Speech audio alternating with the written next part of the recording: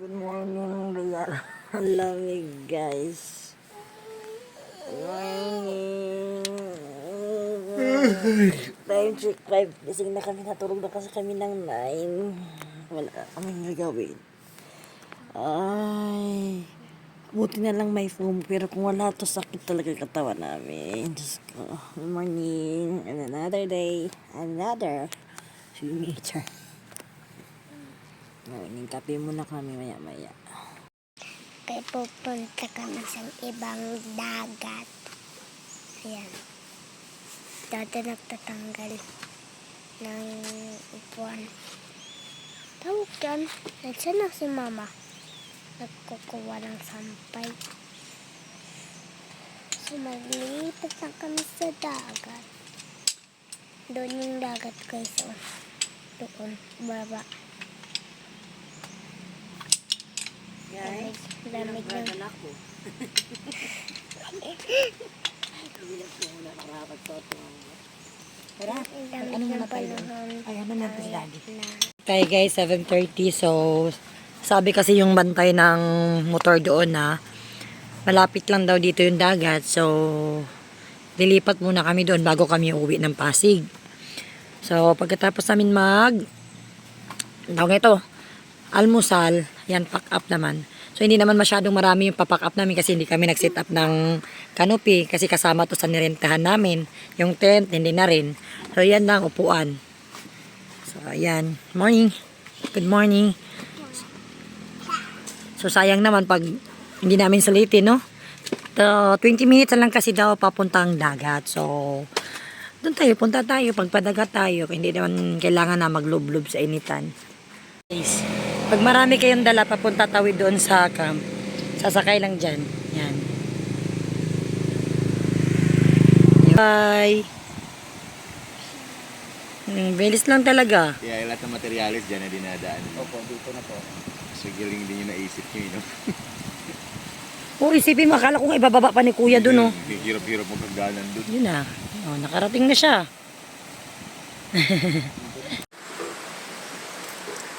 Ako.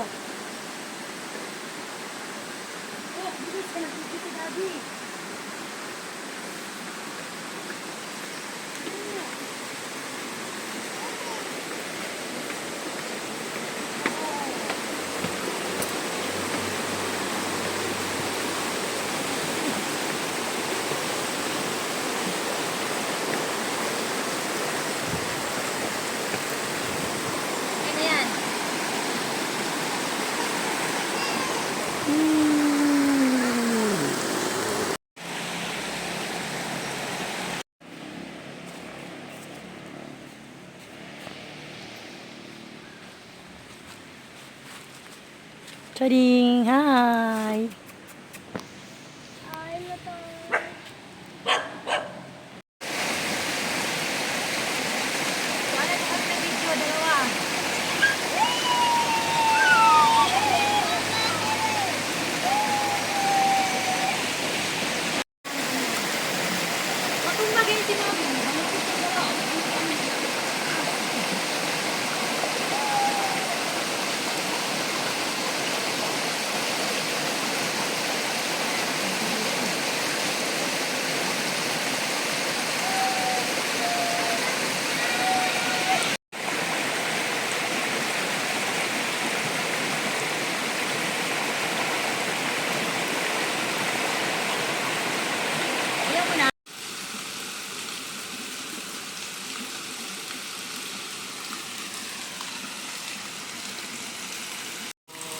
Ayan, si Bobby nagsuswimming.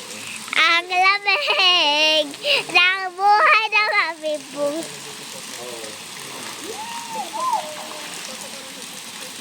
Yan na, yung mga kinlate. Yung tubig naglalabas sa kulit.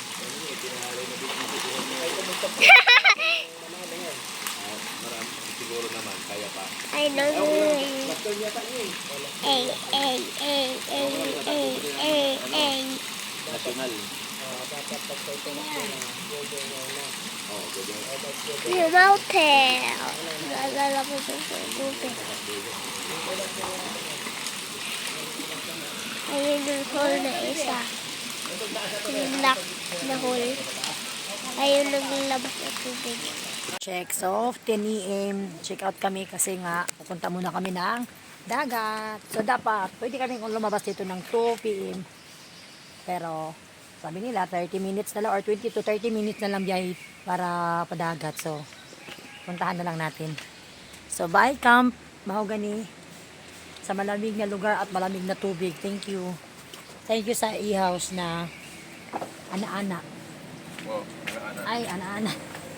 So, aminin talaga ng e-house. Ana-ana.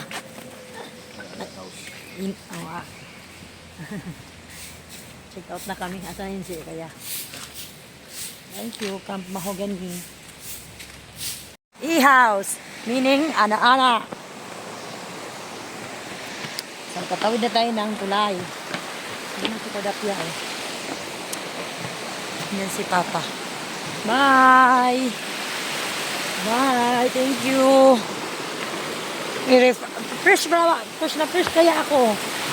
Sa lamig. Sobra. AM. Dahil kami papuntang dagat. Bye-bye! Camp Mahogany. Pag inaalog ka sa mo, ayaw mo. Ayaw mo. Sinasabi mo lagi.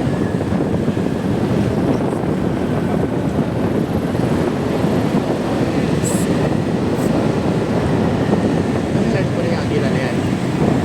Hindi ko na ano yun.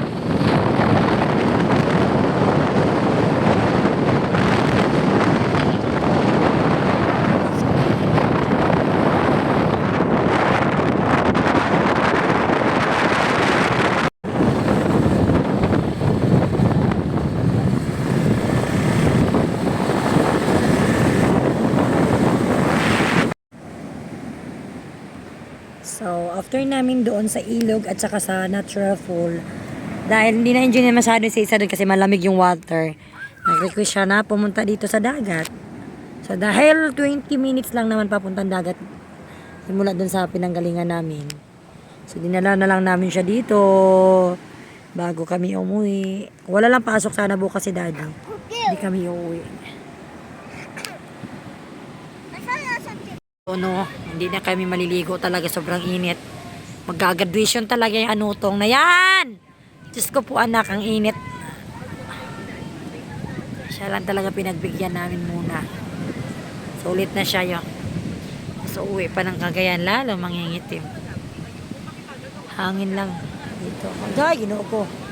Kusog sa ano. Pas ng alon.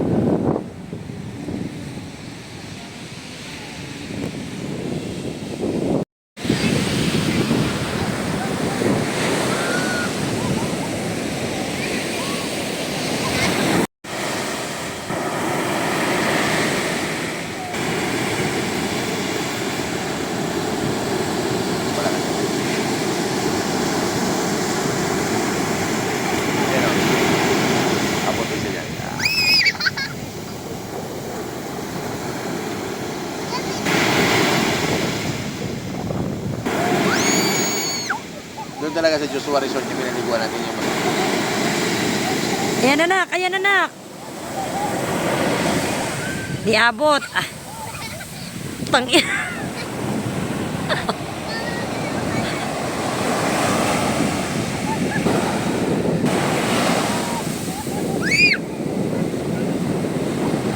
Sus, kanugnog na ni mo anak. Oy. Tama ka na. Naka 1 hour na kami galing Real Quezon dito sa Pami. So, mainit-init pa talaga. Ayaw kasi namin mabutan kami ng gabi kasi may bata. Tapos hindi maganda yung daan doon banda sa may Real. Oo. Iuwi namin ang Pasig. Kahit mabigat. Sige lang. Kami ng pakuan yan. 50 kilo. Sa ganito mo, magkano pala kilo dito? Magkano